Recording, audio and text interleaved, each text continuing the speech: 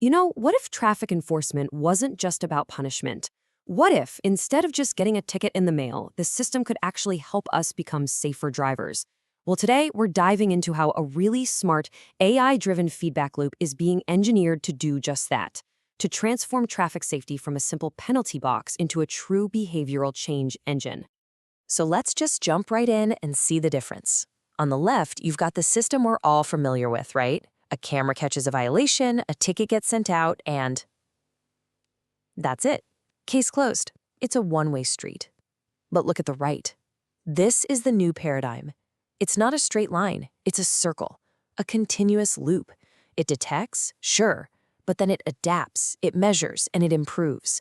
It's a learning system, not just a punishing one. And this really gets to the heart of the problem. Simply enforcing the rules, well, it's just not enough to create any real, lasting change. The old model, it punishes an action, but it does absolutely nothing to prevent the next one. It's a reactive system that completely fails to address the root cause, which is, of course, driver behavior. This right here, this quote, reframes the entire mission. Success isn't measured by how many tickets you can issue. It's measured by how many you can prevent. The goal shifts entirely from punishment to prevention. The system goes from being just a cop to being a smart coach, one that actually helps you improve. Okay, so how do we build this smart coach? Well, the answer lies in engineering a powerful feedback loop. This is the secret sauce. It's the mechanism that turns a simple violation from being a dead end into a super valuable data point that fuels this whole cycle of improvement. Let's walk through how this compliance loop actually works. It's a pretty elegant four-step process. First, the AI detects a violation. Simple enough. Second, it applies a proportional enforcement. Maybe that's a warning, maybe it's a fine. Third, and this is the key, it provides specific data-driven feedback. And the ultimate goal, compliance, which of course creates new data that feeds right back into the start of the loop, making the whole system smarter. It's this continuous, self-improving cycle. All right, let's put on our engineering hats for a minute and take a quick tour of the system's architecture. We're going to peel back the layers here and see exactly how the data flows from the road, through the AI, and then all the way back to the driver. So everything kicks off at the detection layer.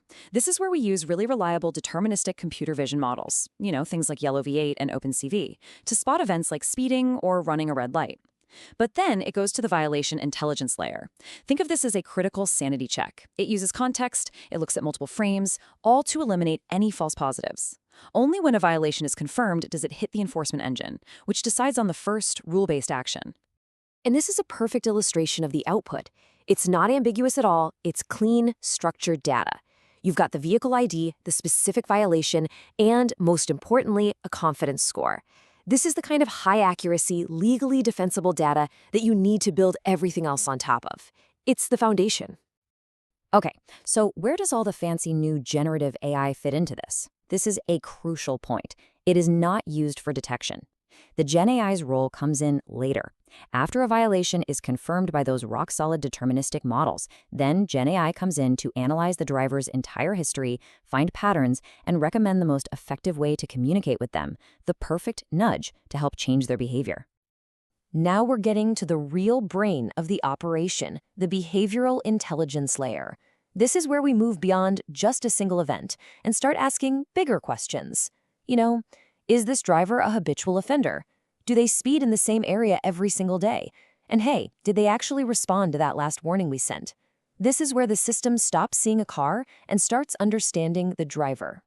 So we have all this incredibly complex data analysis happening in the background. But how does that actually translate into something that makes a difference to the person who's behind the wheel? Well, it does it by creating a dynamic compliance score for every single driver. You can think of it like a credit score, but for road safety.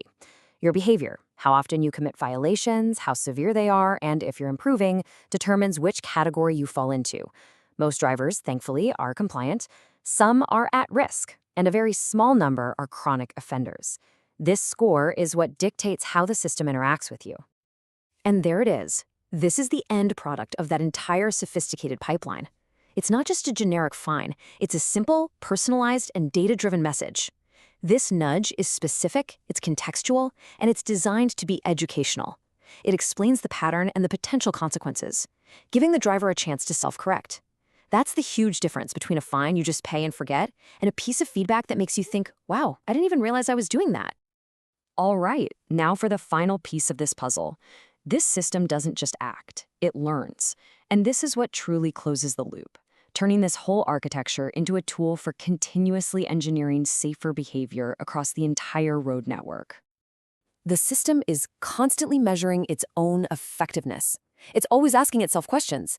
Is the violation rate actually dropping after we sent out that new type of message? Are repeat offenses for a specific driver decaying over time? Are there certain hotspots in the city where compliance is really low?